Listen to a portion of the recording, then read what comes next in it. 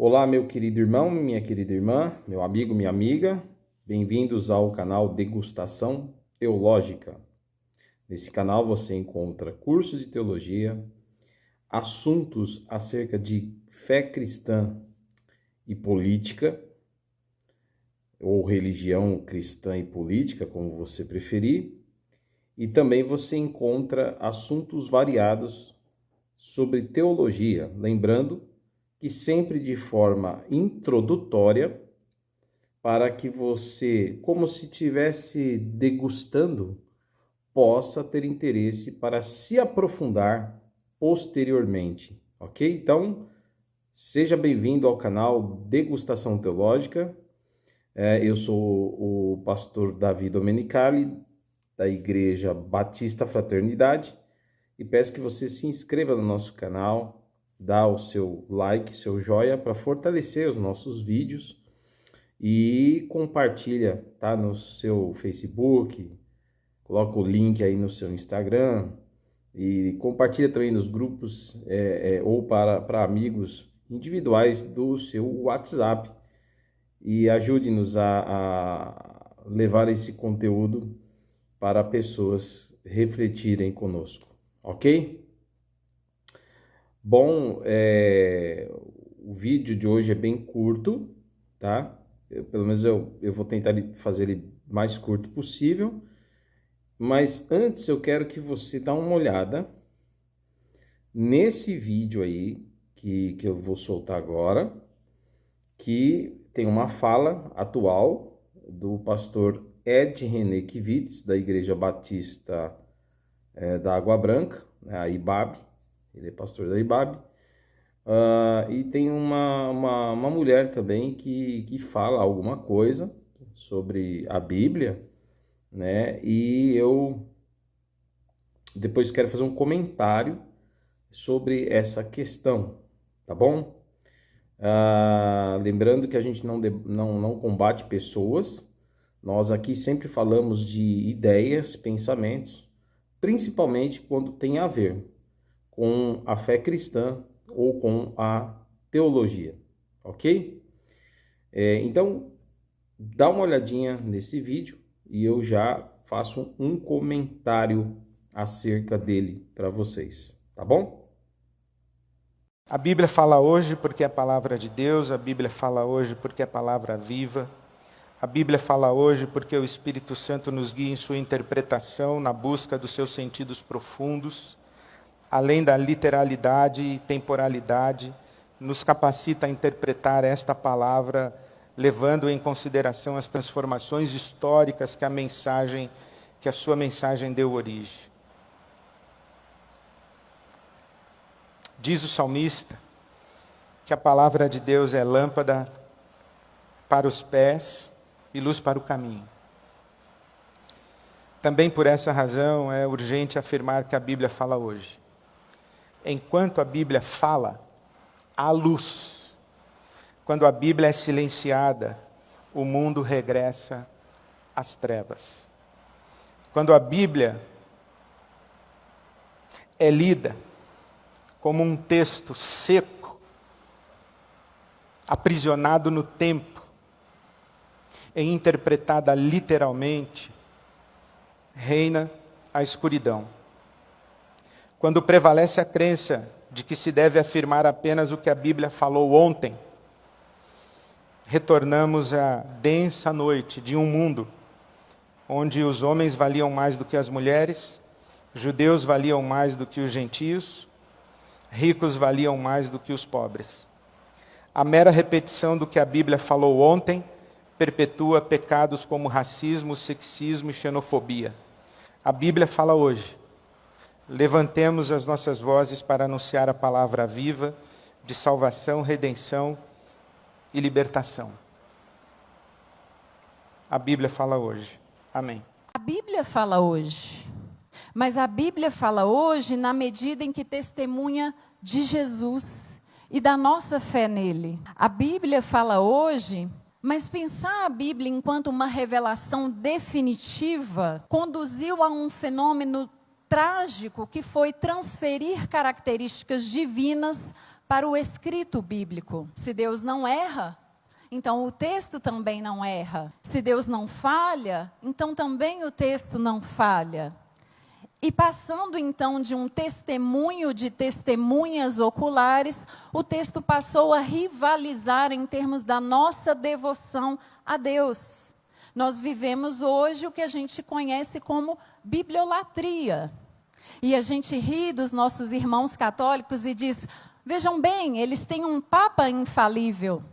Nós também temos um papa de papel, igualmente infalível, igualmente rivalizando em termos da experiência viva com o verbo da vida. Essa defesa da confiabilidade absoluta das Escrituras em todos os assuntos, cosmologia, biologia, geografia e quaisquer outros que vocês quiserem, produziu uma obediência cega nossa, que é a base dos vários fundamentalismos que a gente vem testemunhando. Fundamentalismos esses que geram posturas sectárias, dogmáticas, legalistas. É óbvio, gente, que enquanto texto clássico da fé cristã, a Bíblia é sem igual para nós.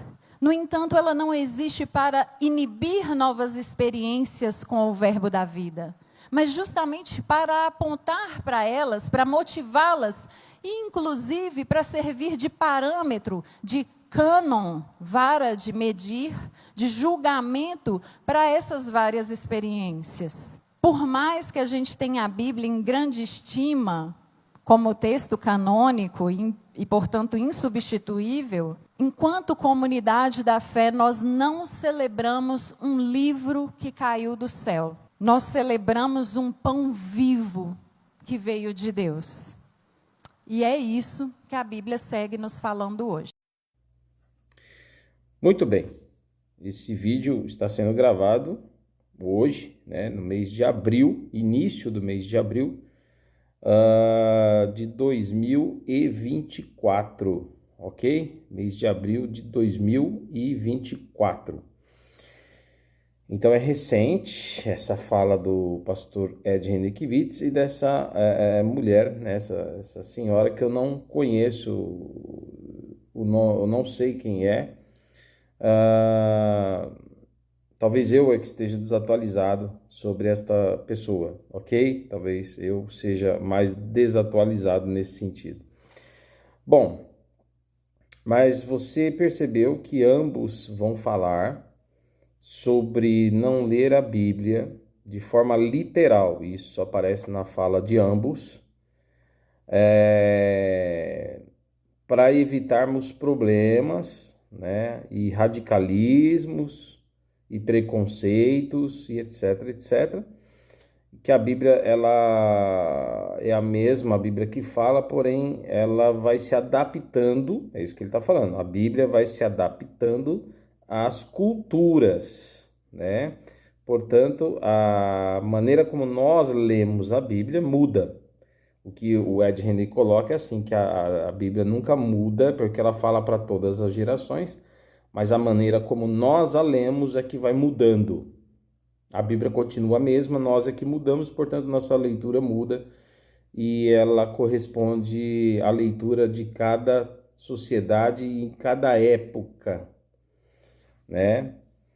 E depois aquela senhora, ela vai dizer que os evangélicos vivem uma grande bibliolatria, que seria uma adoração à Bíblia. Ok? Bom, você viu aí o vídeo.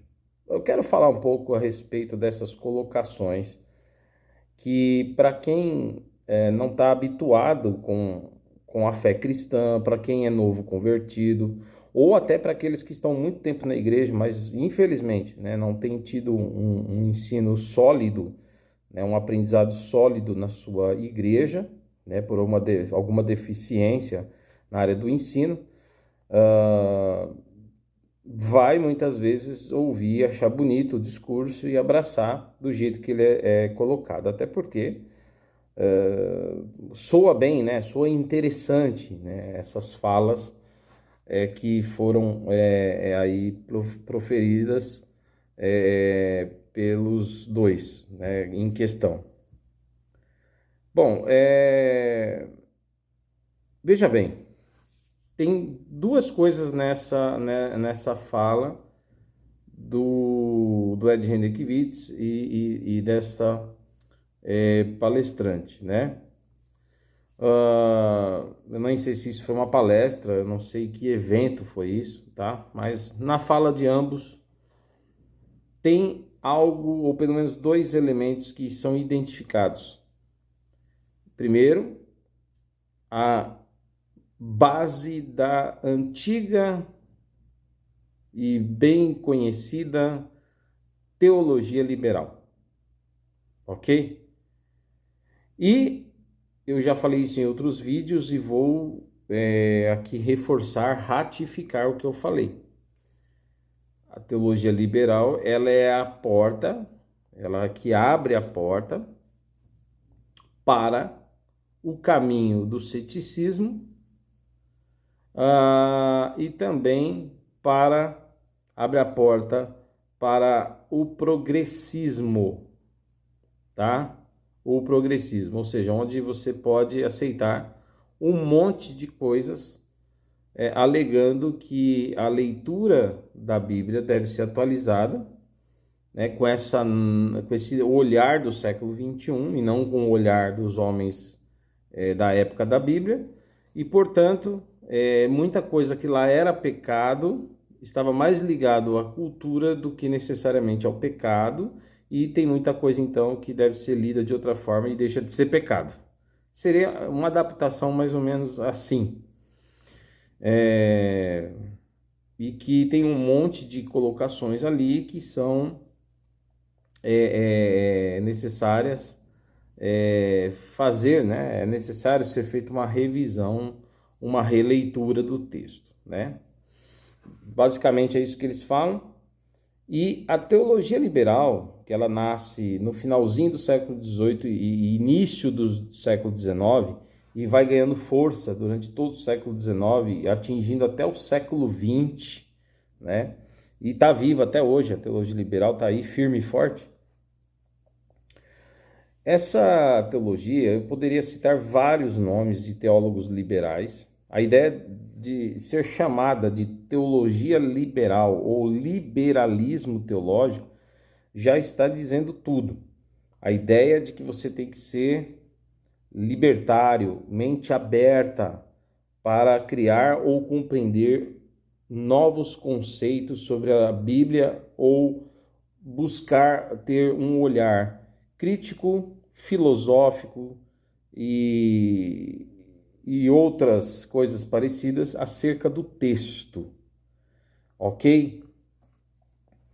A teologia liberal, poderia citar vários nomes, eu quero falar aqui, por exemplo, né?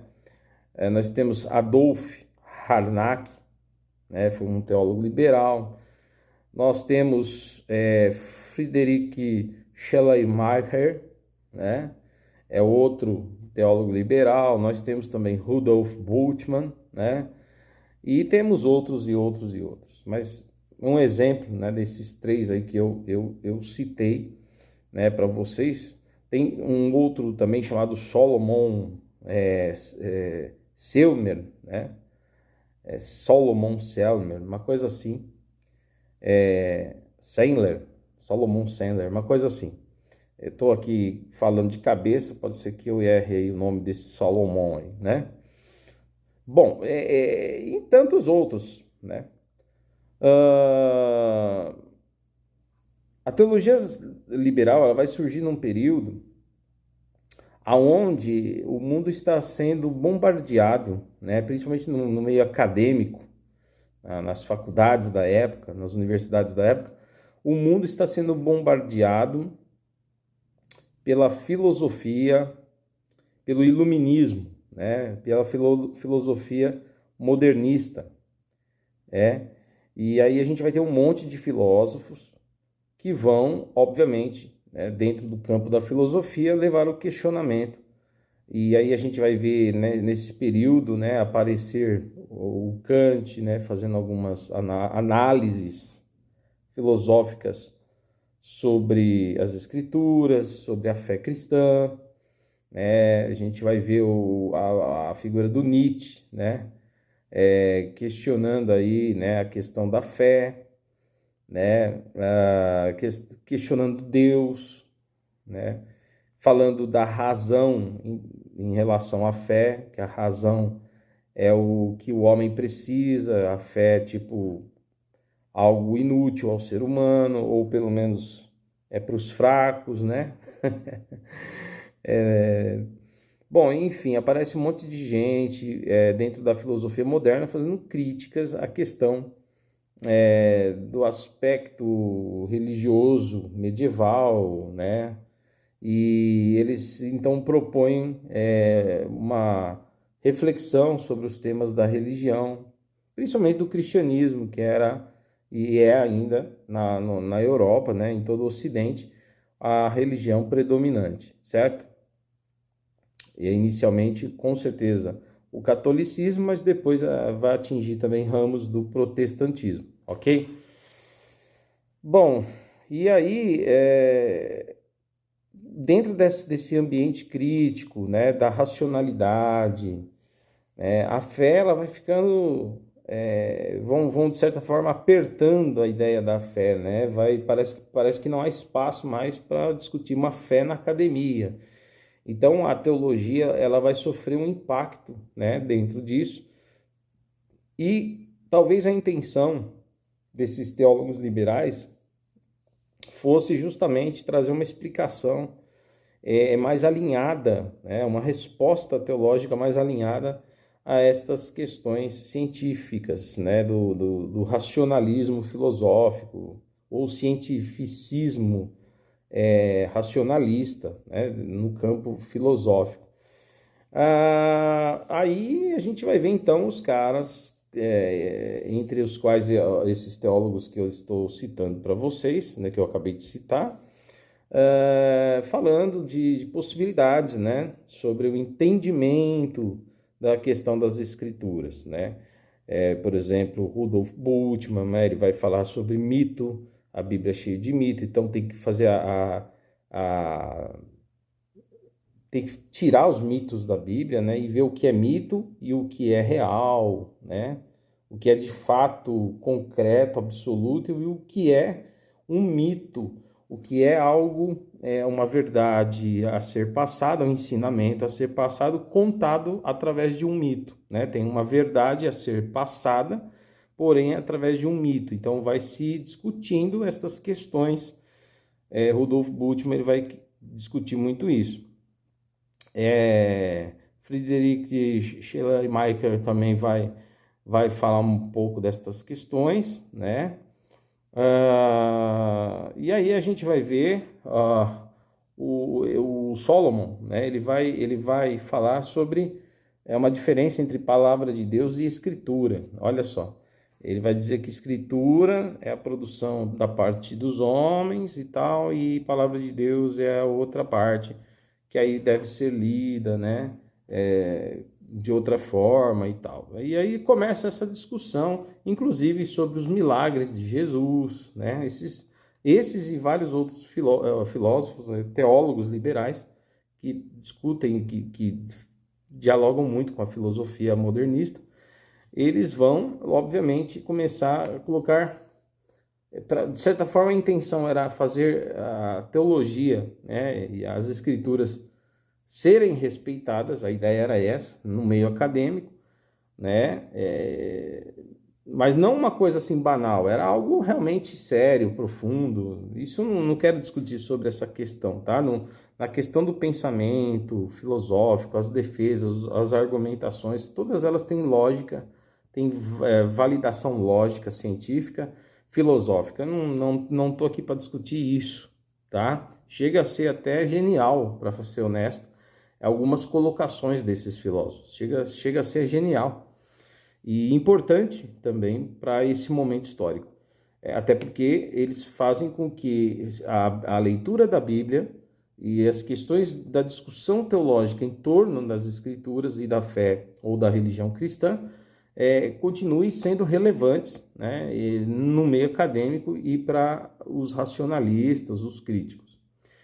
Porém, ao mesmo tempo que aquele momento eles estão buscando esse meio, esse viés, e os outros segmentos, né, que pensam diferente, que sempre trataram a Bíblia pela raiz da ortodoxia histórica, tratam a Bíblia mais perto possível do literal, né?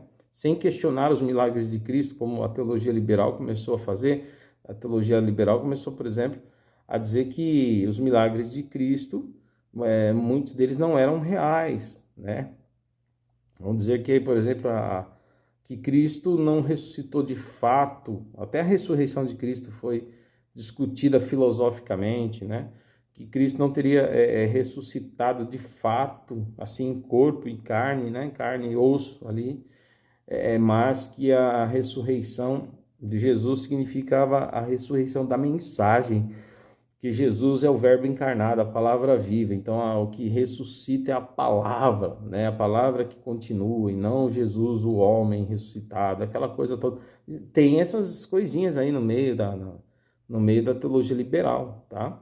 A discussão dos mitos na Bíblia e tal, e aquela coisa toda, né? Buscando mais alinhar as questões bíblicas às questões filosóficas do cientificismo moderno, tá? Isso aconteceu no século XIX, século XX, mas houve aí a resistência, né, por parte do segmento teológico mais fiel à tradição ortodoxa histórica, que é a interpretação da Bíblia da maneira mais literal possível, indo totalmente na contramão daquilo que Ed René-Kivitz e aquela senhora falaram no vídeo aí que eu compartilhei com vocês, que a Bíblia tem que parar de ser lida de forma literal e passar a ser lida talvez com um método alegórico ou coisas do tipo. Tem cabimento essas falas? Bom, então vamos ser razoáveis aqui, tá? Eu vou tentar ser breve, porque o vídeo vai ficar muito longo. Eu já falei que ia ser curto, já está ficando longo. Vamos ser bem direto aqui, tá?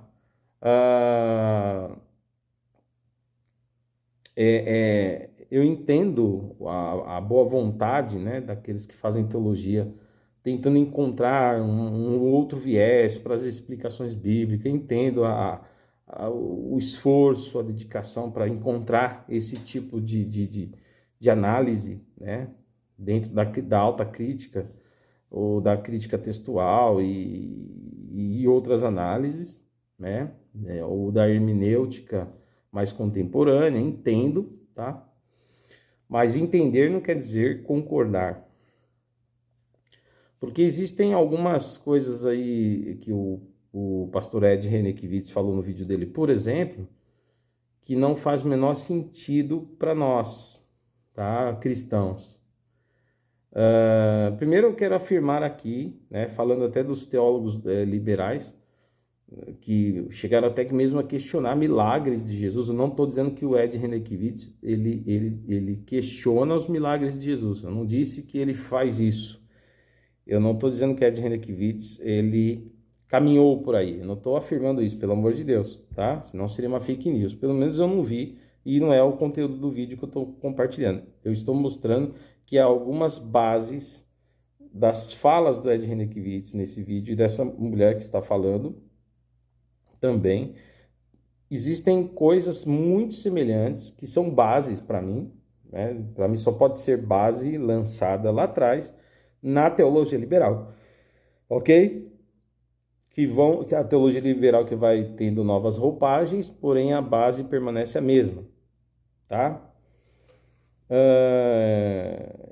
Então, assim, pessoal, essa história de falar que a Bíblia ela não pode ser lida de forma literal e tal, como se o Ed René-Kivitz tivesse, pastor Ed René tivesse descoberto isso agora, né? E existe aí interesses por trás dessa fala.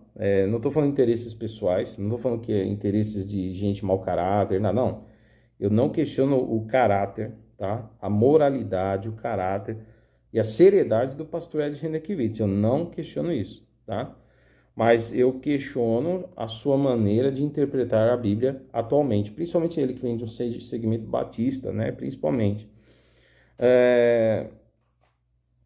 Então, veja bem, queridos, essa história de que não podemos continuar lendo a Bíblia de forma literal, e isso já está muito claro na hermenêutica bíblica, dentro da teologia ortodoxa. Quando nós vamos estudar hermenêutica, você leva em consideração tudo que está no texto, além das palavras originais, né? Você tem que levar em consideração o texto que foi escrito em grego, o significado da raiz da palavra em grego, do grego bíblico, né? Se você vai estudar o Antigo Testamento, ter conhecimento pelo menos básico, né, do hebraico, né, aquele hebraico bíblico, ok? Para você entender mais profundamente os significados das palavras. Sempre tendo em mãos uma ou duas versões da Bíblia, tá? Para você fazer as comparações, já que tem versões que o texto é o mesmo, mas usam palavras sinônimas, que uma pode ter o significado mais perto do original do que a outra, tá? Isso é tranquilo para a gente entender. Então, isso já é analisado. Nesse exercício de exame das escrituras, usando chaves ou ferramentas da hermenêutica, nós vamos ver que tem que ser levado em consideração o texto e o contexto do texto, ou seja, o que está antes e depois do versículo escolhido, para a gente não isolar o texto e trazer uma heresia, né? Texto isolado não pode virar sermão, tá certo? O que infelizmente é feito por muitos lugares, né? Pregam coisas sem pé, sem cabeça, porque usam apenas um versículo, lê um versículo, fecha a Bíblia e sai falando um monte de abobrinha, né? Então, infelizmente, tem muita gente mal preparada para ensinar as escrituras, infelizmente, né? Ainda mais no meio evangélico, que deveria, levantar a bandeira do sola escritura, né? A gente vem da reforma, da tradição reformada. Nós, os evangélicos, são resultado do trabalho da reforma protestante, que preza muito pelo ensino das escrituras, pela liberdade da leitura bíblica. Então, nós devemos nos aprofundar, tá? Para a gente poder, então, entender como manusear bem a Bíblia e saber extrair dela um ensinamento sólido e um bom sermão, principalmente quem prega, né? Bom, e aí, então, a gente vai ver que o texto não pode ser lido fora de contexto, tá? Isso dá muita confusão quando é feito. Veja bem, essas coisas já são ensinadas. O Ed Renekiewicz não precisa falar isso lá. Essas coisas já... Quem vai estudar a Bíblia, acredita-se que um pastor deve ter essa formação. Já precisa analisar os textos, seu contexto. E aí, o contexto histórico, né? Em que ano foi escrito, em que período, em que lugar, qual a cultura da época. Essas coisas, um bom pastor, um bom pregador, senhor pastor Ed Renekiewicz, todos nós, vamos ser honestos, né? A gente sabe, não é verdade? Que estas coisas já são feitas no seminário, tá? O jeito que o pastor Ed Renekiewicz fala, parece que a maioria da igreja evangélica, a maior parte dos pregadores ou pastores, leem a Bíblia assim, de qualquer jeito, né? E há um equívoco aí, vamos devagar, tá? Calma lá. Então já é feita essa leitura, tá? Levando em consideração texto, contexto, data, cultura, período histórico, além dos textos originais, que busca-se tentar, pelo menos os textos, os versículos chaves ou palavras-chave, a gente ter um conhecimento do significado quando vamos preparar um sermão ou coisa assim, tá? Bom, então, veja bem, estas coisas já são analisadas, né? Tanto que é interessante, nós aprendemos que o Novo Testamento, ele joga luz ao Antigo Testamento. O Antigo Testamento, ele tem que ser lido a partir da luz do Novo Testamento. Então, você vê que ali, se o Ed Renekiewicz quiser usar uma palavra atualização, né? que seria mais, na verdade, contextualização do que atualização. Mas se quiser, a hermenêutica teológica já faz isso. Todo mundo que vai para a faculdade teológica, o seminário, o Instituto Bíblico, vai aprender hermenêutica, já aprende isso, senhor Ed Renekiewicz. Isso é de praxe, para nós é de praxe. Né? Parece que está falando algo assim diferente, como se as coisas já não fossem feitas assim. Já são feitas assim. Né? Que tem muito pastor mal preparado, mas não é por falta de preparo no seminário. Não é por falta de haver, aliás, né, ensino no seminário. É que muitos é que ou faltaram da aula ou simplesmente não foram para o seminário. Né? Infelizmente tem isso no meio do evangelho. Principalmente no meio pentecostal, infelizmente. Né? Bom, aí a gente vai ver, por exemplo, que já há eu vou usar o termo atualização, tá? Jesus atualiza tudo para nós. E já está atualizado há 2000 anos. Por exemplo, Hebreus 10, Novo Testamento, né? A Epístola aos Hebreus, capítulo 10, já começa no versículo 1 dizendo que o Antigo Testamento trazia a lei, era a sombra, ou apresentava as sombras das coisas futuras. Apenas as sombras daquilo que seria real. E o que seria real? Cristo, se cumpriria em Cristo.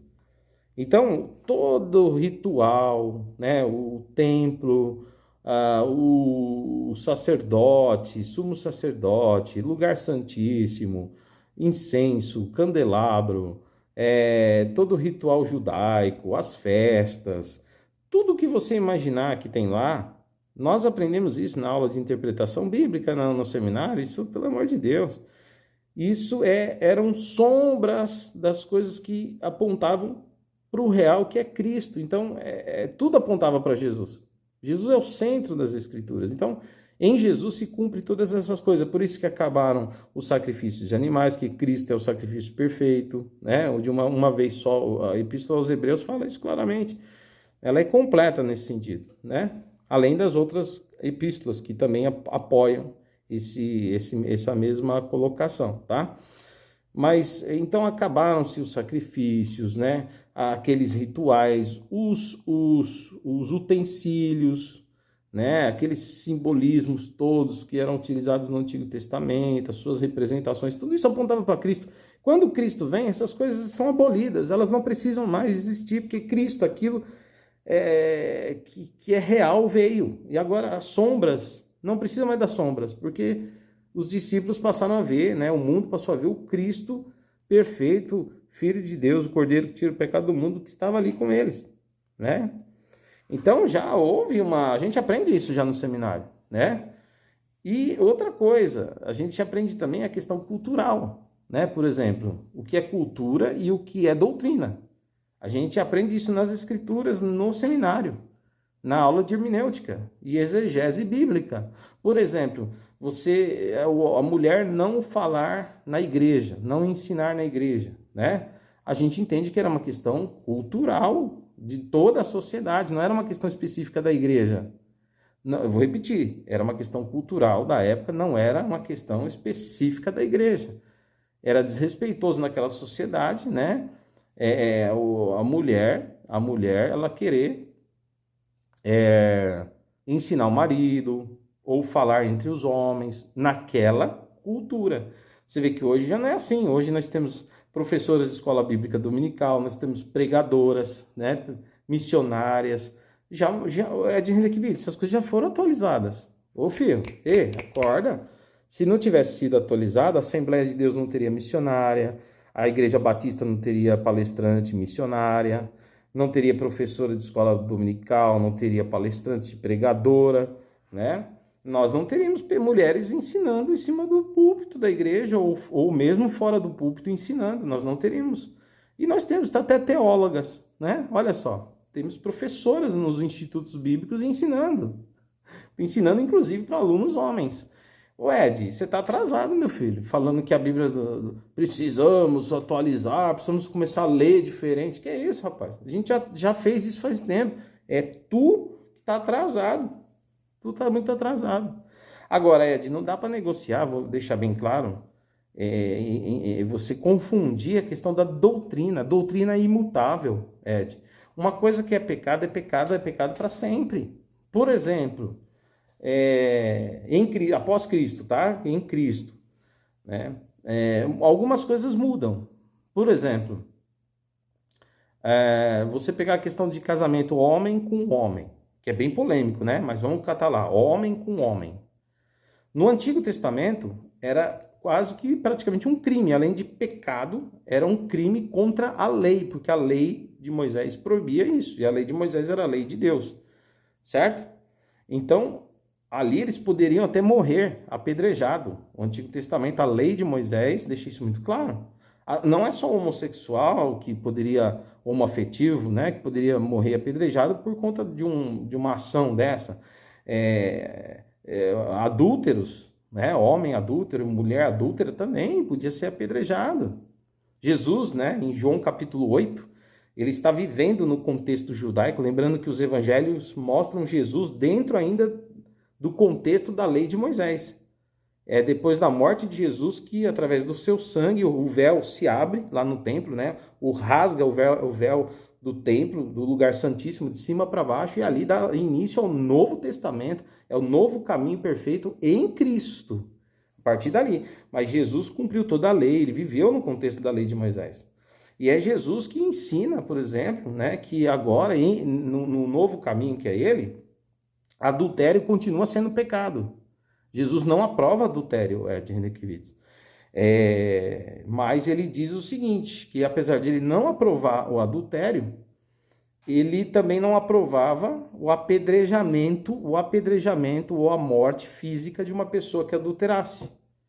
Certo? Então, em João capítulo 8, apesar da lei de Moisés determinar que um adúltero, no contexto judaico, que um adúltero fosse pego em adultério, fosse apedrejado até a morte, Jesus, ele vai em João capítulo 8, quando a gente lê, ele vai dizer para o pessoal, pela sua consciência, se você não tiver pecado nenhum, pode atirar a pedra nela, seja o primeiro. E aí o pessoal pensa direitinho, raciocina e fala, tudo bem que a lei manda apedrejar, mas espera aí.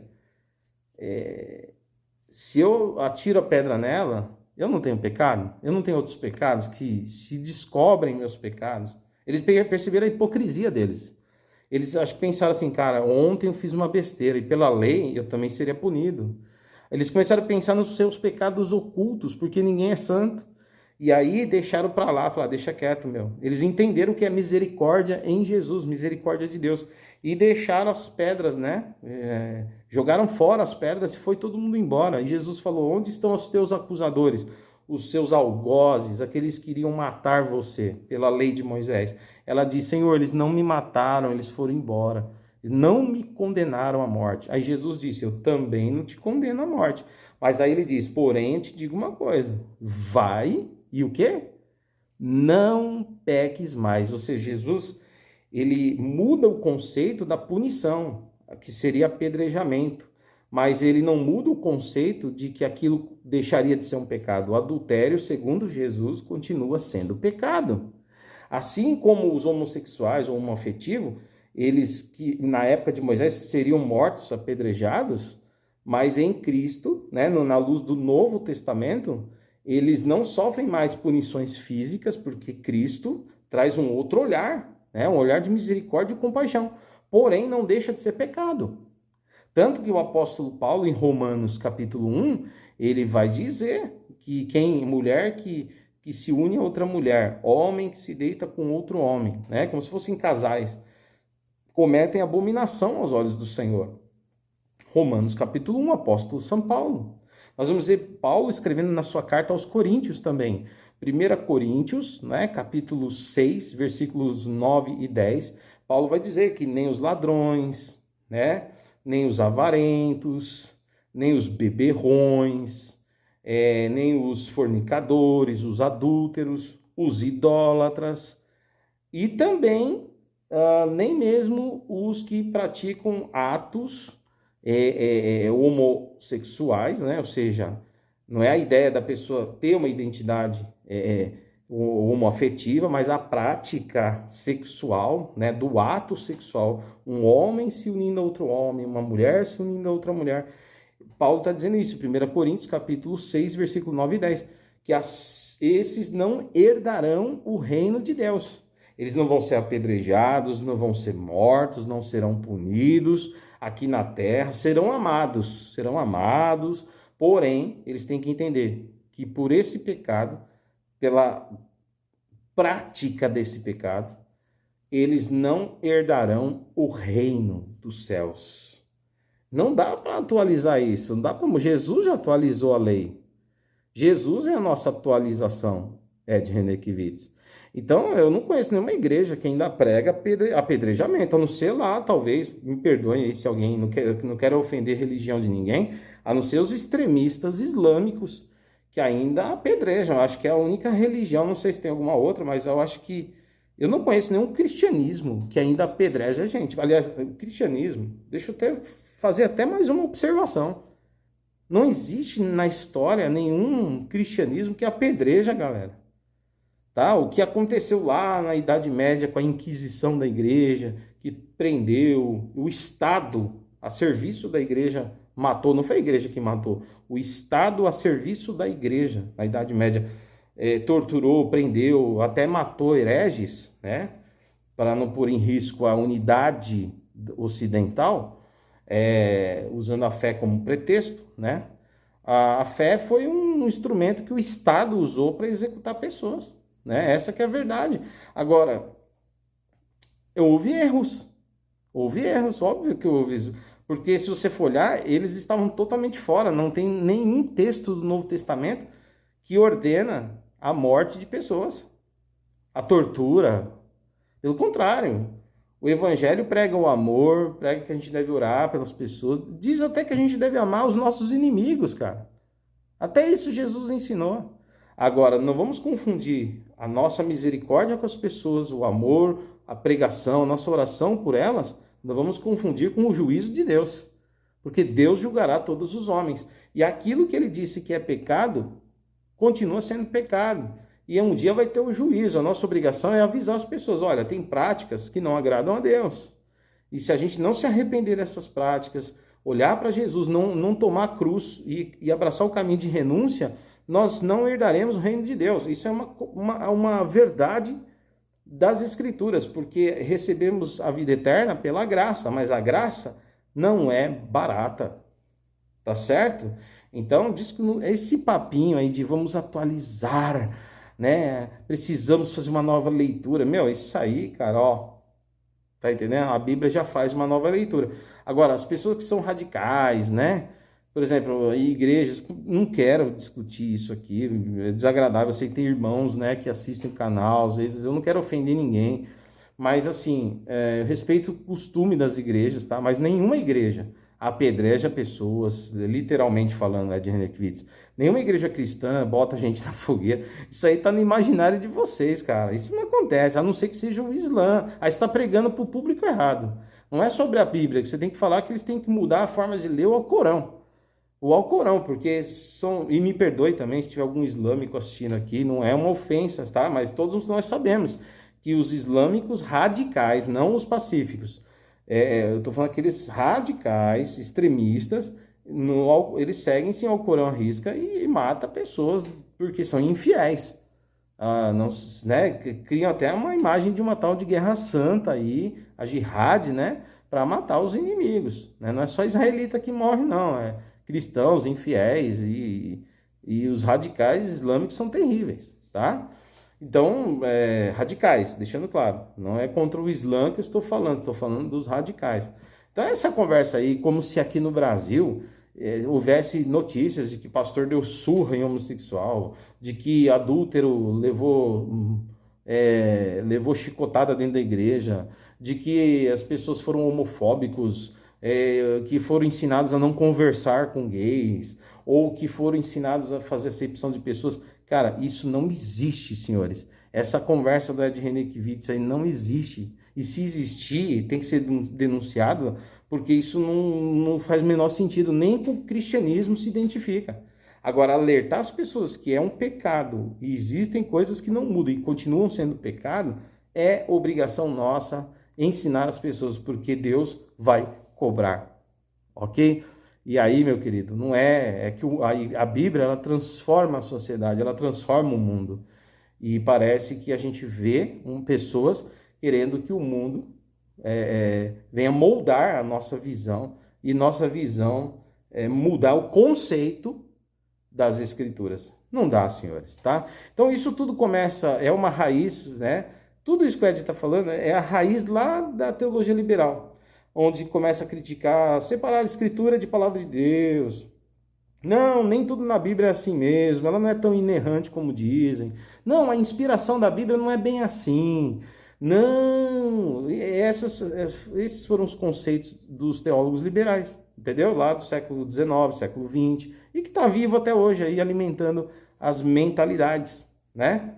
Dentro da academia, abrindo portas para o progressismo.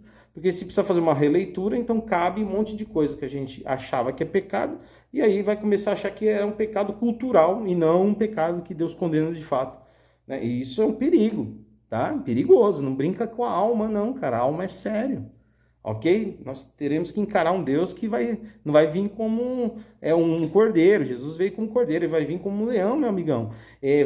O Senhor vai vir com poder e glória. Nós vamos encarar o juiz, né? O juiz, então vamos tomar muito cuidado, inclusive também com a religiosidade, essa religiosidade falsa, hipócrita, de que a gente é mais santo que os outros. Vamos tomar muito cuidado com isso. Pelo contrário, vamos pedir a Deus misericórdia, que somos pecadores, dobrar nosso joelho, orar por nós mesmos e pelos outros também. Ok, pessoal? Bom, e aí aquela história daquela mulher falando, né? Estamos vivendo uma verdadeira bibliolatria. Que é isso, mulher? Pelo amor de Deus. Ô, minha irmã, você já viu alguém se curvar diante da Bíblia e falar, pôr a Bíblia no altar, falar, tu és meu Deus, Bíblia? Que é isso, pô? A Bíblia é a nossa fonte de saber, porque ela é inspirada pelo Espírito Santo. Eu só conheço Jesus porque eu conheço Jesus pelas Escrituras. Jesus não apareceu para mim lá em casa, na cama, e falou, Davi, eu sou Jesus. Não. Romanos capítulo 10, versículo 17, o apóstolo Paulo diz que a fé vem pelo ouvir a palavra de Deus. Por que ouvir? Porque na época só tinha poucas cópias das Escrituras, então as pessoas iam para a igreja para ouvir a leitura das Escrituras. E ao ouvir a leitura, a fé era gerada no coração.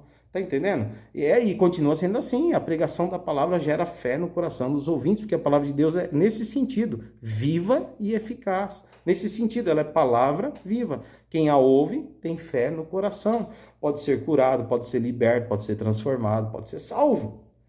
Porque eu conheço Cristo por meio das Escrituras. Eu recebo o Espírito Santo porque é uma profecia que está registrada onde? Nas Escrituras. Certo? Eu sei que Jesus voltará literalmente. Por quê? Porque as profecias das Escrituras dizem que um dia Jesus voltará. Inclusive, olhando os sinais do mundo, estão acontecendo como Jesus predisse. Tá certo? Então, queridos, por favor, né? Agora, essas igrejas também que ficam tudo presas nas sombras, né? A Igreja Universal construindo o Reino de Salomão, o Templo de Salomão. Cara, isso aí é voltar às velhas práticas, senhores. Não tem nada a ver com o cristianismo, viu? Desculpa aí, né? Jesus aboliu essas coisas. Candelabro dentro da igreja, chofar, quipá na cabecinha, a não ser que você seja um cristão judeu. Aí você tem os costumes dos judeus lá em Israel, ou numa comunidade cristã judaica do Brasil. Tirando isso, nós não temos nada com isso. Isso aí é coisa da cultura judaica. Nós somos cristãos e Cristo já nos libertou dessas coisas que eram sombras das coisas futuras, que se concretizam aonde? Em Jesus. Então, para nós não tem mais nada disso aí, queridos, tá? A guarda do sábado, não comer carne de porco, um monte de coisa, né? E aí outros costumes piores aí, né? Homem que não pode deixar cabelo crescer, mulher que não pode cortar cabelo, homem não pode pôr um brinco porque não sei o quê. Isso aí sim é falta de conhecimento cultural, tá? E muitas vezes levar elementos da antiga aliança para a nova aliança. Esse é um erro. Agora, as outras questões já está mais do que esclarecido, tá? Desculpa aí, não tem nada a ver o que o Ed está falando e essa mulher está falando. Isso aí, ó, é blá, blá, blá, blá. Tá bom, pessoal? Bom, e aí, para finalizar, então, Cristo, os milagres são verdadeiros. Cristo ressuscitou, sim. A palavra de Deus, os milagres são literais. A volta de Cristo é literal, assim como foi literal o nascimento virginal, né? O nascimento de Jesus, que ele veio por obra do Espírito Santo, nascendo da Virgem Maria. Isso é literal. Jesus morreu na cruz, verdadeiramente pendurado, é literal. Jesus no terceiro dia ressuscitou, deixou o túmulo vazio. O corpo dele realmente não estava lá, é literal. Ele apareceu aos seus discípulos dando testemunho, estou vivo, é literal. Ele subiu para os céus depois de 40 dias aos olhos dos discípulos e os anjos disseram, ele voltará dos céus, do mesmo jeito que subiu, por isso que nós aguardamos. É literal, tá? Nós vemos ainda Jesus batizando com o Espírito Santo, Jesus curando, Jesus salvando, é literal. As profecias da Bíblia que estão se cumprindo para os tempos do fim, é literal, Jesus voltará literalmente. Tudo isso é literal, senhores e senhoras, tá? Não dá para a gente ficar, e não podemos continuar lendo a Bíblia de modo literal. Não, eu já falei da questão cultural, que já está atualizada, já falei das questões das práticas da lei, que eram sombras, e em Jesus, o perfeito, nós deixamos essas práticas, mas já deixei claro também, o que é pecado não muda. Pecado é pecado e o que muda é a punição. Antes, era na antiga aliança, no Antigo Testamento, havia punição com a morte, lá no antigo judaísmo? Sim. Em Cristo, você pode apedrejar alguém pelo pecado dele? Não. Você pode esbofetear alguém? Não. Você pode intimidar alguém? Não. Você deve ser preconceituoso com alguém por conta da sexualidade dele ou sei lá o quê? Não, tá? Mas você tem que avisá-lo. Tem coisas que não agradam a Deus e um dia você vai ter que responder pelo que você está fazendo. Nós temos essa obrigação. E ai de nós se não pregarmos o Evangelho. O Evangelho é uma boa nova. Qual é a boa nova? Que Cristo morreu por nós para nos libertar. Tá certo? Se Jesus morreu por você e você gosta dessa parte, mas não quer a libertação dele, o Evangelho não é completo para você.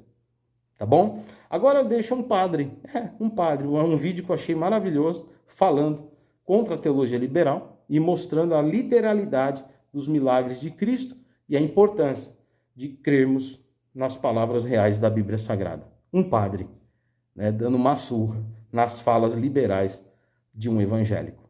É isso aí. Deus abençoe. Fecho o canal com esse vídeo aí. Espero que você tenha gostado. Comente, dá o seu joia, se inscreve no canal, compartilha. Deus te abençoe. Até a próxima. Peraí. Tem mais um último detalhe. Eu não posso deixar de dizer isso.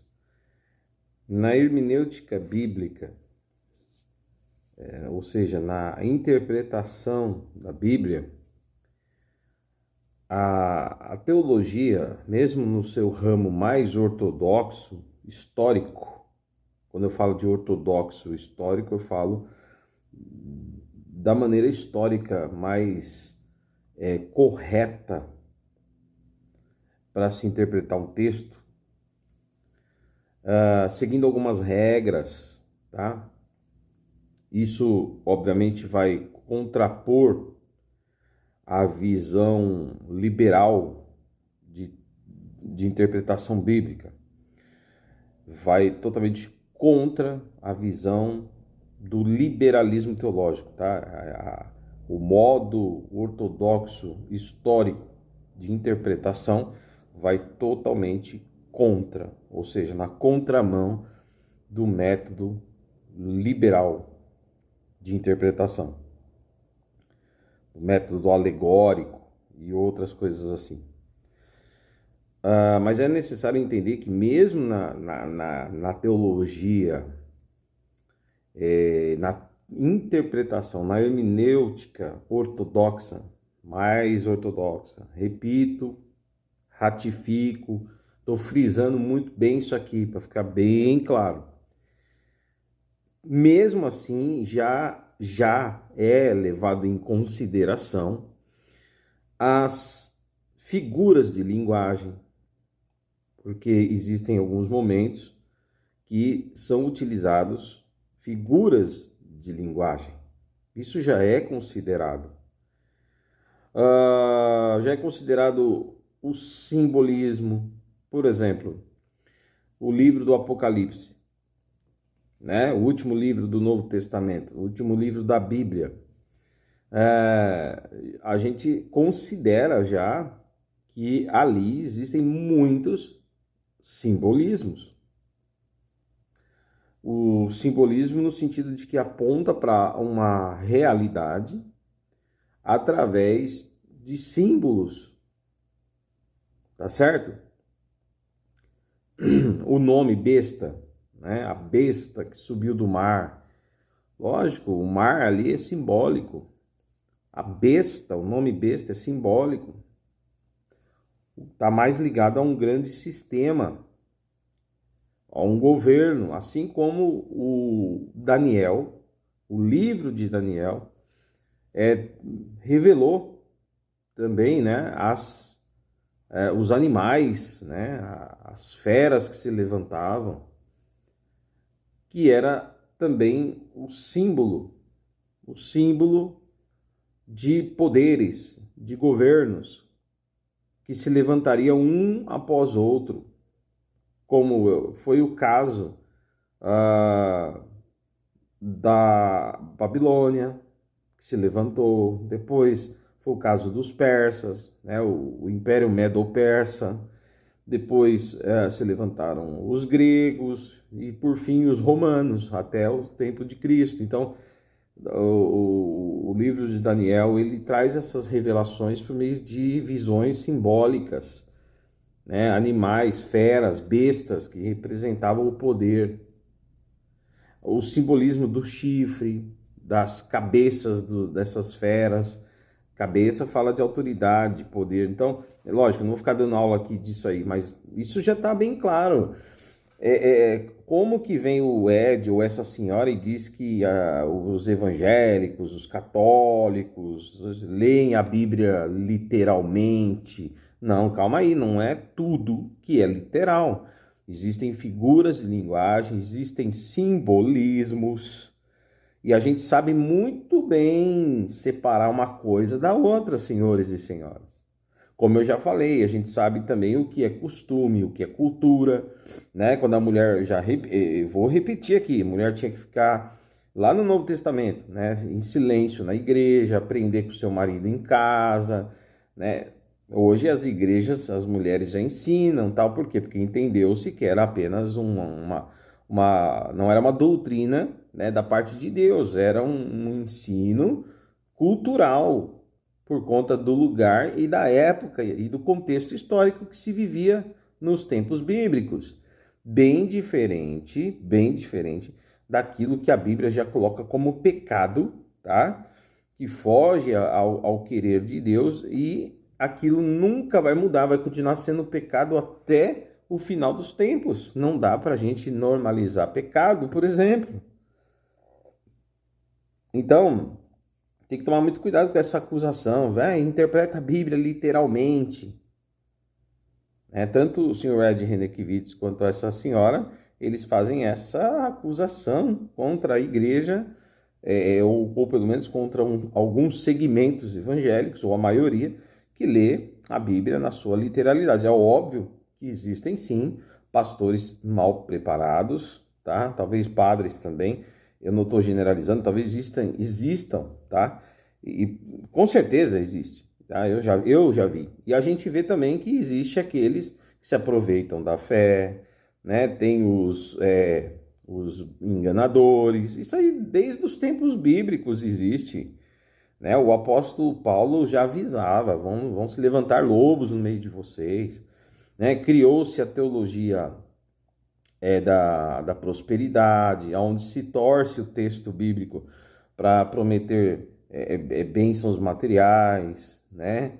E etc, etc. Então essas coisas têm que ser mesmo banidas da nossa teologia, das nossas igrejas. Tem que ser apontada e condenada, concordo. Mas isso aí não tem nada a ver, né, com essa afirmação de que a maioria da igreja evangélica tem interpretações erradas da Bíblia. De forma alguma, de forma alguma. Se as pessoas já não creem mais na volta de Jesus, eles acham que a volta de Jesus, por exemplo, não é literal, certo? Que Cristo jamais voltará e que esse mundo jamais acabará. Quando fala-se de fins dos tempos, esse pessoal aí que não interpreta isso literalmente, eles não interpretam a Bíblia, falando da volta de Cristo de forma literal, mas é como se fosse um símbolo, um método alegórico de interpretação, uma alegoria, enfim, uma esperança no sentido mais da palavra, né, que permanece viva. Mas as pessoas ficam guardando a vinda de Cristo, que nunca ocorrerá, jamais acontecerá, né? Tem muita gente que interpreta a Bíblia assim porque não acredita que Jesus voltará literalmente. Olha aí, ó. Entendeu? Sendo que o próprio Jesus, ele em Mateus 24, ele afirmou que assim como foi nos dias de Noé, será na vinda do Filho do Homem. Ele fala que todo olho verá, né? É a vinda do Filho do Homem. Todo olho verá. O Filho do Homem virá com poder e glória. Então, é muito claro que Jesus vai voltar literalmente. Assim como ele ressuscitou dos mortos literalmente, nós também, os vivos, se ele vier e nós estivermos vivos, o apóstolo Paulo fala isso em suas epístolas, nós seremos arrebatados e nos encontraremos com ele nas nuvens, mas os mortos, os que já dormem no Senhor, ressuscitarão para todos juntos se encontrarmos com Cristo nas nuvens. Isso aí é promessa e é literal, vai acontecer de verdade, não é simbólico. Os milagres de Jesus não foram simbólicos. Eu tenho um outro vídeo aqui no canal que eu mostro aí uma fala do senhor, do pastor Ricardo Gondim, dizendo, né, que quando Jesus anda sobre as águas não foi literal. Jesus de fato não andou sobre as águas, mas andar sobre as águas ali é uma mensagem que as águas representam turbulência, as águas simbolizam medo, simbolizam desafios, e que com Cristo nós conseguimos passar por cima destas coisas, por cima das águas, entendeu? O camarada trazendo uma interpretação dessa forma, isso diminui, sabe, a autoridade de Jesus, isso tira de Jesus a sua divindade, queridos. Isso chega a ser absurdo, tá? E então, assim, fique claro, a gente já considera símbolos na ortodoxia, na interpretação correta, a gente sabe separar símbolo do que é literal, a gente sabe separar figura de linguagem e sentido figurado, né, de sentido literal das palavras, ok? Quando Jesus fala assim, melhor arrancar um olho, né, e entrar no céu sem um olho, do que ir para o inferno com os dois olhos, né? Entendeu? Perder a vida eterna com Deus tendo os dois olhos, então é melhor perder um olho. Se um olho te escandaliza, é melhor arrancar ele do que perder a salvação e tal. Lógico que ali o Senhor está falando de remover coisas da nossa vida e não é no sentido literal, né? Para arrancar mesmo o olho, literalmente. Tá? É óbvio, isso aí a gente já entende, não tem nenhum idiota fazendo hermenêutica ortodoxa, tá? Então a gente já considera todas essas questões. Quando Jesus usa hipérbole, né? Quando Jesus diz lá, é mais fácil um rico, né, entrar no céu. Aliás, é mais fácil um camelo, perdão, é mais fácil um camelo passar no buraco da agulha do que um rico entrar no céu. É óbvio que Jesus está usando a hipérbole, que é o exagero, né? Não é literal, é uma hipérbole. Nós sabemos diferenciar quando Jesus está contando, o evangelho está narrando um fato, e quando o evangelista narra as palavras de Jesus, quando Jesus está contando uma parábola, tá certo? Uma parábola que traz através de ilustrações, de comparações, através de uma história, Jesus traz um ensinamento, uma parábola traz um ensinamento para a vida real. E tem hora que Jesus está vivendo a situação e aí está acontecendo literalmente, certo?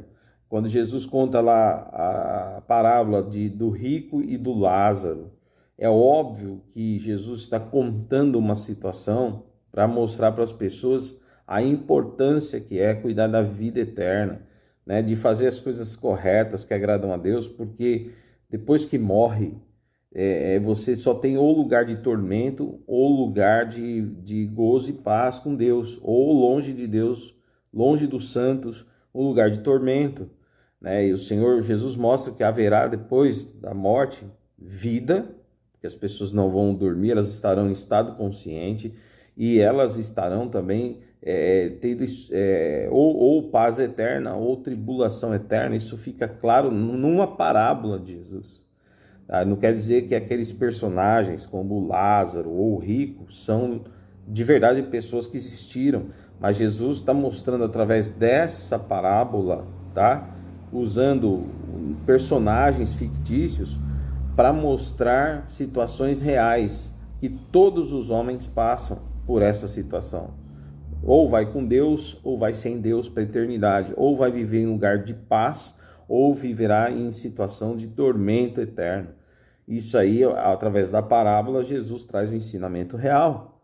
Mas, por exemplo, quando Jesus chega e cura, ele vai e cura um cego de nascença, aquilo não é parábola, aquilo não é figura de linguagem, aquilo não é uma hipérbole, aquilo ali não é um simbolismo. Jesus verdadeiramente curou o cego passou a ver.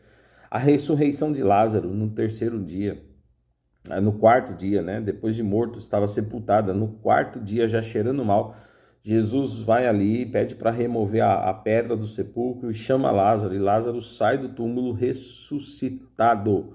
Isso aí, queridos, não é simbolismo, não é figura de linguagem, não é uma invenção que está ali, não é um ensinamento que fala de uma ressurreição simbólica. Aquilo ali é literal.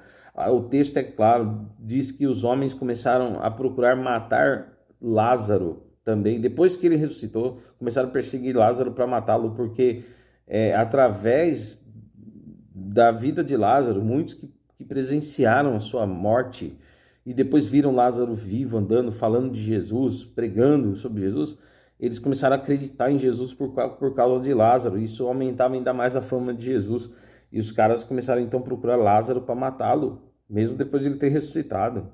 Ora, como é que você procura um símbolo para matar? Como é que você procura uma coisa, um método alegórico para matar ele? Né? Uma figura de linguagem, sei lá o que você, teólogo liberal, quer chamar isso. Olha, eu vou dizer uma coisa. É triste ver pastor evangélico, ou essa senhora que talvez seja evangélica, eu não a conheço. É triste ver pessoas que representam a igreja evangélica, que nós que somos bebemos na fonte da reforma protestante, que colocamos a Bíblia no lugar dela como palavra de Deus revelada, com autoridade máxima sobre qualquer tradição de igreja, sobre qualquer coisa. A autoridade máxima é a Escritura. É triste tirar dela a sua essência no sentido de conhecer o Deus da Bíblia, através da Bíblia. A Bíblia é o caminho, é a porta que nos abre para conhecer Deus. Não existe uma bibliolatria, como essa senhora fala. Mas sem a Bíblia nós não conhecemos Jesus. Sem a Bíblia a gente não conhece Deus. Porque eu digo para os irmãos, lendo, conforme eu já falei agora há pouco, Romanos 10, 17, lendo e ouvindo a palavra de Deus, que é a fé que nos leva a conhecer o Cristo ressurreto, Cristo vivo, termos contato com o Espírito Santo, por crermos no que a Bíblia diz. Porque cremos nessas palavras vivas. E aí que está a palavra viva. Por que é a palavra viva? Porque quando você lê e o Espírito Santo toca no teu coração, abre o teu entendimento, você crê naquelas palavras, e a fé é uma fé profunda gerada dentro de você, uma fé genuína, onde há conversão, a transformação e com certeza a salvação para a vida eterna. Eu não conheceria nada sobre Jesus, senhores e senhoras, se não fosse através da palavra de Deus. Eu não conheceria nada, a profundidade dos ensinos da palavra, se eu não tivesse contato com as Escrituras. Então é importante saber que as Escrituras, sim, têm inspiração divina, né? O apóstolo Paulo disse isso, toda a Escritura é divinamente inspirada por Deus, né? Tem o poder aí de preparar o homem para toda boa obra, de corrigi-lo, de instruí-lo, tá? Em justiça, com justiça, né? E aí é muito claro isso, tá? O apóstolo Pedro vai dizer que nenhuma profecia das Escrituras teve uma interpretação particular, mas todos os homens que falaram da parte de Deus, inspirados pelo Espírito Santo. Queridos, não existe nenhum apoio para essa teologia liberal moderna, essa nova roupagem. Não se usa, né? Se você for falar com esse pessoal, eles talvez até neguem. Não é bem teologia liberal, não é isso. Ou talvez alguns assumam, sim, a gente acredita mesmo nos teólogos liberais. A gente gosta desse método. A gente gosta da crítica textual que distorce, né? Que tira todo elemento divino, poderoso. Até porque se você não crê nos relatos bíblicos, você diminui Jesus apenas a um homem que falava de filosofia. Você diminui a ação do Espírito Santo na vida dos apóstolos a coisa nenhuma. Se você achar que tudo ali não é literal, tá? Que os milagres não são literais, que a condenação do pecado não é literal, se você achar que a ressurreição ou a volta de Cristo, que ele voltará, não é literal, você está esvaziando a Bíblia, transformando ela num livro de filosofia humana, num livro de uma crença religiosa que não é real. É isso que acontece quando essas pessoas tentam esvaziar a Bíblia, por meio de suas críticas, esvaziar a Bíblia do que a Bíblia realmente é e do que ela tem.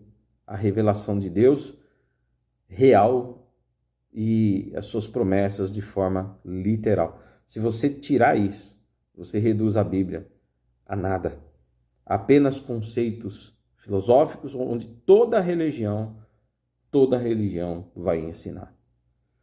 Então, queridos e queridas, fujam desses tipos de ensinamento. Então, toma cuidado também para você não virar, se tornar vítima de pessoas que trazem interpretação literal onde é símbolo. Pessoas que trazem interpretação literal quando são figuras de linguagem. Cuidado também para você não confundir coisas da antiga aliança em relação à nova aliança. Quando você vê uma igreja com kippá, tocando shofar, usando elementos místicos, campanhas de não sei o que, 7 muralhas de Jericó, aquela coiseira toda, pedindo dízimo para acabar com o devorador da tua vida, o migrador. Quando você vê você é obrigado, senão o devorador vem e acaba com a sua finança. Quando você vê esses tipos de coisa, entenda, isso tudo já se passou, ficou lá atrás, ficou lá na lei, e em Cristo essas coisas não existem mais, tá bom? Então também tenha esse cuidado para não se tornar uma pessoa que vai seguir a Deus na mão de gente despreparada, de pastores despreparados, que não conseguem distinguir a interpretação bíblica, porque não fizeram sequer um curso de teologia, né? Eles se acham iluminados o suficiente para pregar e falar um monte de besteira em nome de Deus, e se acham profetas de Deus, porque eles não têm humildade, que eles precisam ir para um seminário estudar a palavra de Deus, entendeu? E eu quero dizer, a teologia é importante, ela é necessária para líderes, para pastores, pregadores, é necessária, tá? Então foge de igrejas que o seu pastor não tem preparo nenhum. Cuidado, tá? Às vezes o homem tem um dom, às vezes Deus tem um dom, Deus usa, porque Deus dá dons. E isso é literal. Eu sou carismático, tá? Eu sou continuista, eu creio na continuidade dos dons espirituais. Não é para todo mundo que Deus dá dom. Não é todo mundo que vai falar em línguas, não é todo mundo que vai ter revelações de Deus no sentido místico mesmo, tá? Não é todo mundo que vai ter profecia, assim, de receber de Deus uma palavra para entregar para alguém e aquela palavra se cumprir. Não é todo mundo, é um ou outro. Isso continua acontecendo porque nosso Deus é vivo. Nosso Deus é vivo e ele nunca, em momento nenhum, ele disse que esses dons cessariam, tá? Eu tenho um outro vídeo no canal dizendo que eu não sou cessacionista. E lá eu deixo isso muito bem claro. Porém, queridos, eu acredito que tem pessoas que recebem algum dom assim e ele já acha que porque ele tem esse dom, ele já pode ser um pastor. Negativo. Você ter dom, seja ele qual for, mais incrível, de operar milagres, de curar pessoas, ou de ter visões espirituais, com revelação, com interpretação, ou talvez Deus de vez em quando dá uma profecia para você entregar para alguém, aquilo é Deus mesmo revelando para você, falar para a pessoa, sei lá. Queridos, isso não significa que você é um pastor, isso não significa que você é um pregador, por quê? Isso não tem nada a ver. O dom de pastorear, né? A graça de pregar, isso também é dado a alguns, tá? Então não confundam.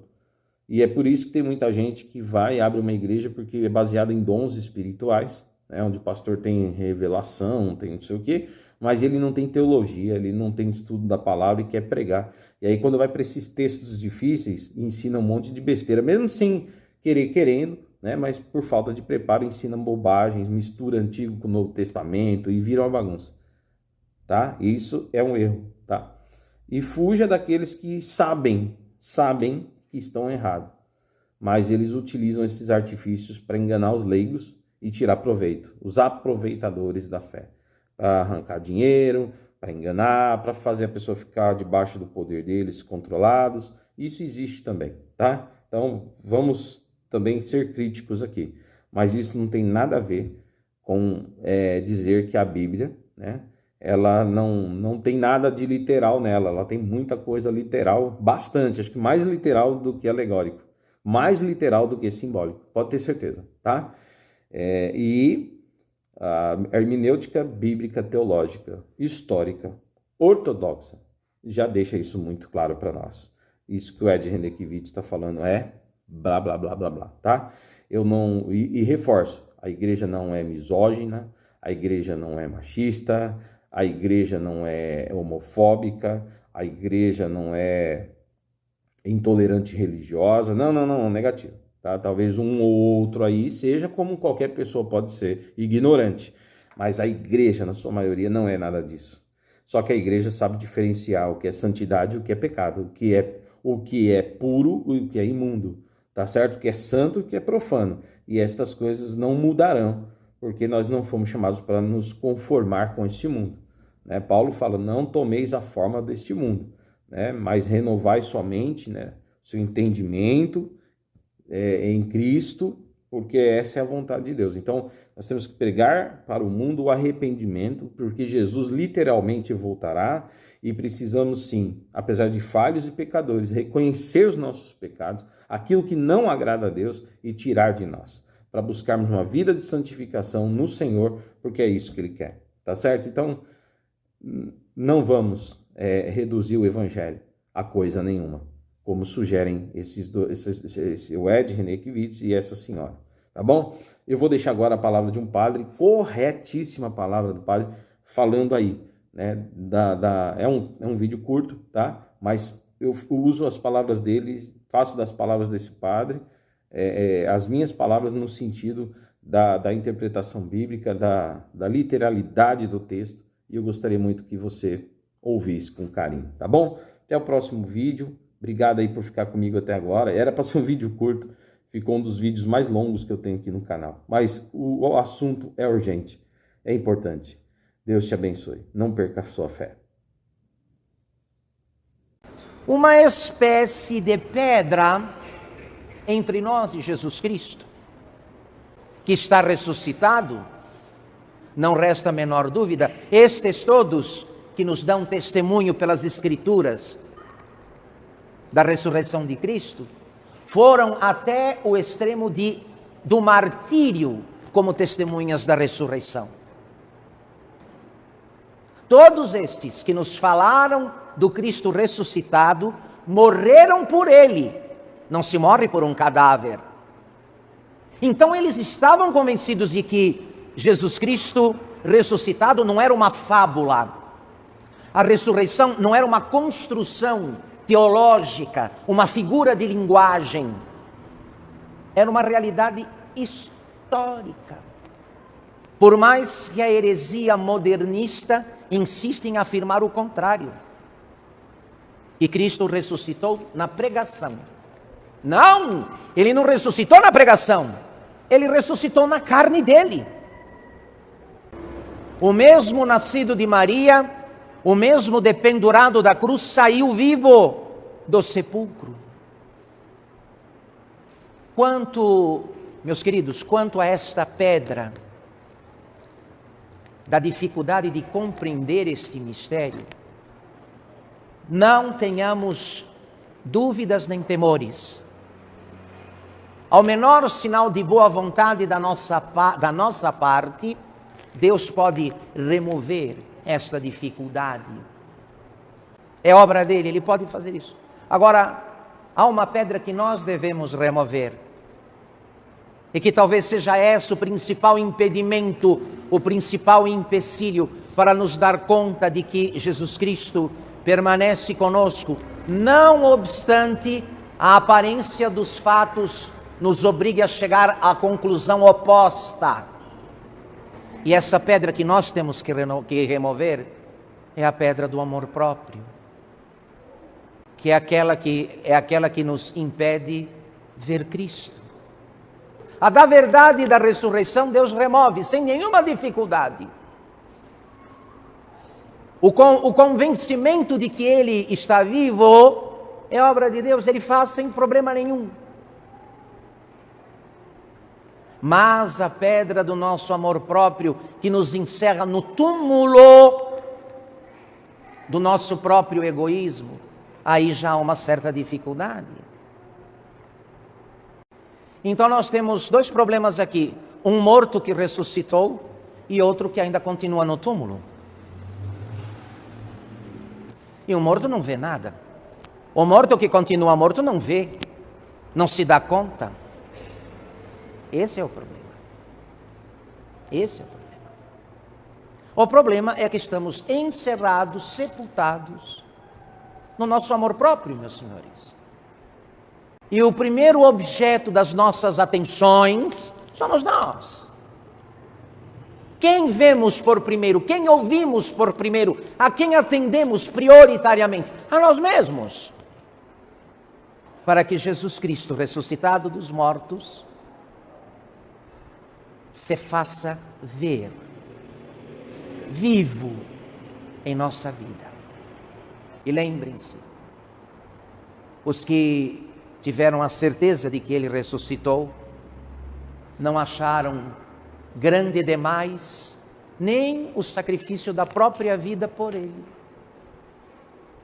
Os que se convenceram de que Jesus Cristo estava vivo, de que Ele havia vencido a morte, mais tarde não acharam grande demais nem o sacrifício da própria vida por Ele. Não vamos ter outra vida para isto, senhores. Nem sei se teremos outra Páscoa, aliás. Não sei nem se teremos outra Páscoa. De modo que aproveitemos ciosamente este tempo, com aquele temor e tremor de Santo Agostinho que dizia: eu temo a graça que passa e não volta mais. Temo a graça que passa e não volta mais. Em nome do Pai, do Filho e do Espírito.